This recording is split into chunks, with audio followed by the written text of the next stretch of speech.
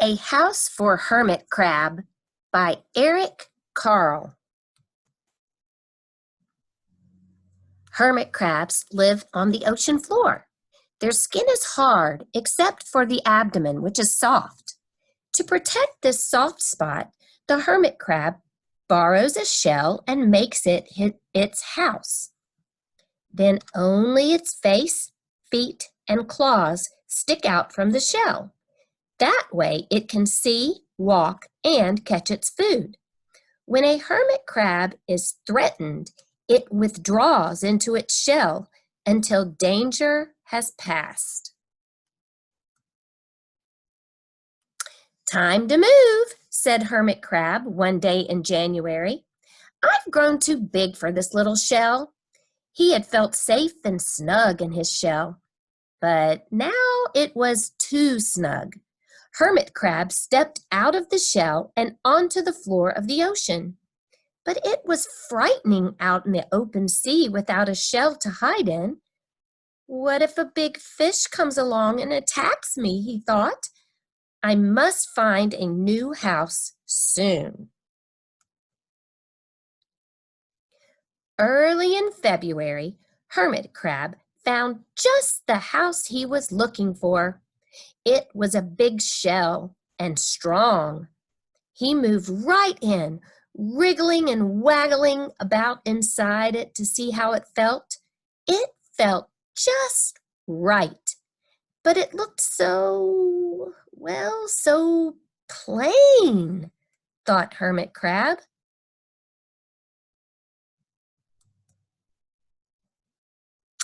In March, Hermit Crab met some sea anemones.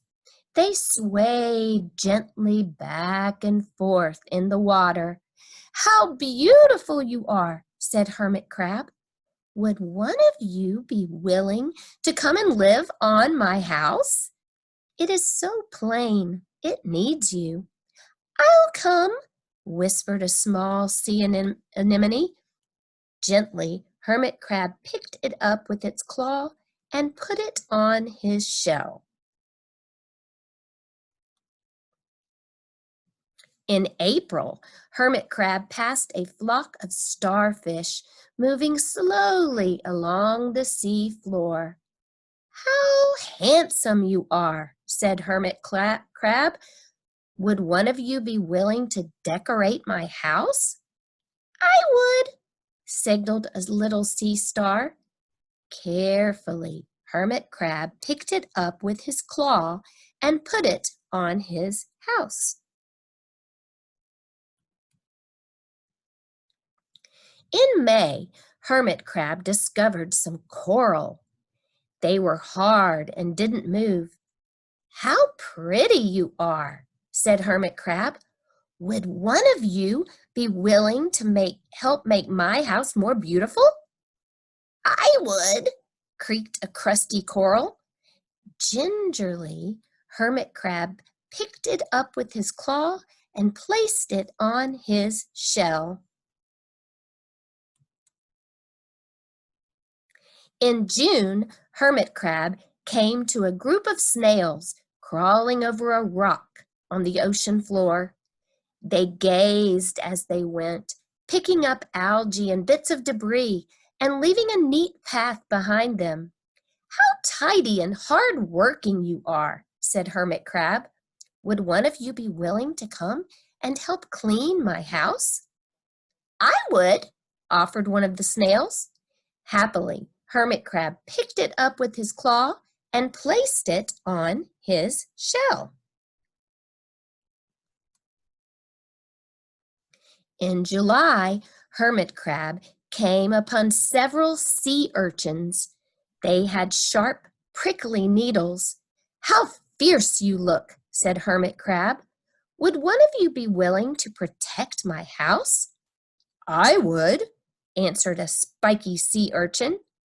Gratefully, Hermit Crab picked it up and placed it near his shell.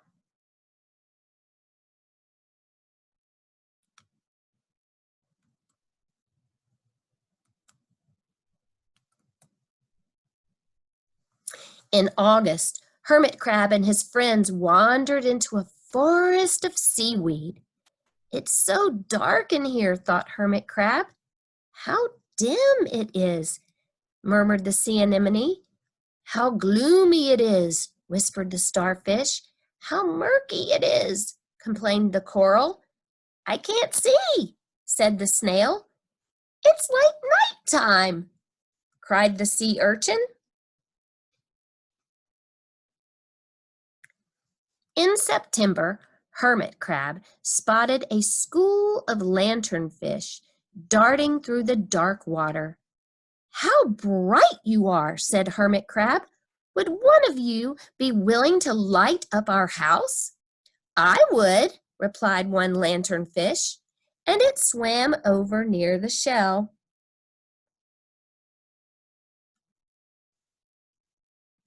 In October, Hermit crab approached a pile of smooth pebbles. How sturdy you are, said Hermit crab. Would you mind if I rearranged you? Not at all, answered the pebbles. Hermit crab picked them up one by one with his claw and built a wall around his shell. Now my house is perfect, cheered Hermit crab.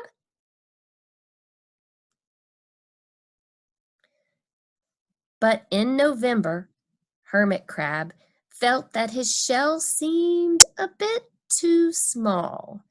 Little by little over the year, Hermit crab had grown. Soon he would have to find another, bigger home.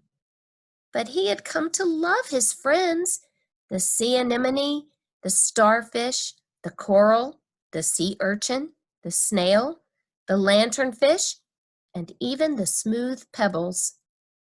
They have been so good to me, thought Hermit crab. They are like a family. How can I ever leave them?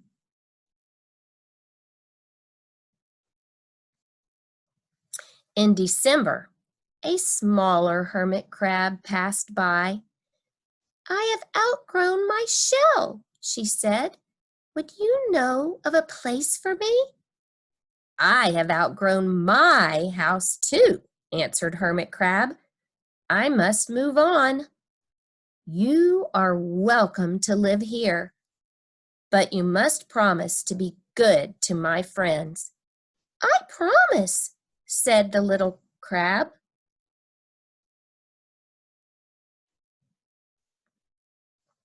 The following January, Hermit crab stepped out and the little crab moved in.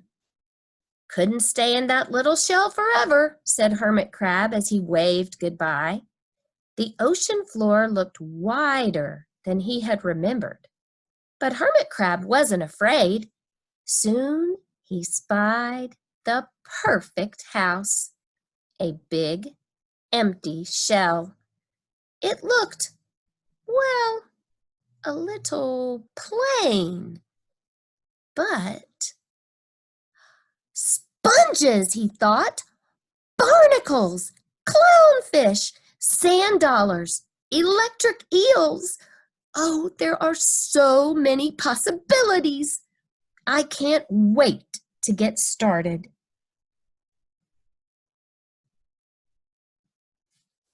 Sea anemones may look like flowers, but they are soft animals, polyps, without bony skeletons. They come in many shapes and colors. With their many arms, tentacles, they catch their prey. Some specialize in attaching themselves to the shell of the hermit crab. Then they protect and camouflage the hermit crab and in turn may share the hermit crab's meals. This arrangement is called symbiosis, meaning that both animals benefit from each other. Starfish. There are many kinds of starfish. Most have 5 arms growing from a central disc. The mouth of a starfish is on the underside of the disc, and it has a single, simple eye on the end of each arm. With its powerful arms, it can open an oyster or hold on to a rock during a storm when the waves lash about. Corals are somewhat similar to tiny sea anemones that build hard skeletons around themselves. Then hundreds and hundreds of them stick together, forming whole colonies. Some look like branches, others are round or disc-like. Millions upon millions fuse themselves together to build miles-long coral reefs. Some, however, live by themselves. Snails. There are approximately 80,000 species of snails and slugs. Some live on land, others live in the sea or in lakes. Some carry a shell, their house, on their backs, others have none. The shells come in many colors and shapes. Sea urchins. Some are fat and round, others are thin and spindly. Many have long spines, sometimes poisonous, with which they move around and dig into the mud or rocks or other places. Their mouths, with 5 pointed teeth, are on the underside. Lanternfish. Like fireflies, have luminous or light-producing spots on their bodies that light up their dark surroundings. Some lanternfish have a lantern-like organ that dangles in front of their mouths, attracting other fish, which become their prey.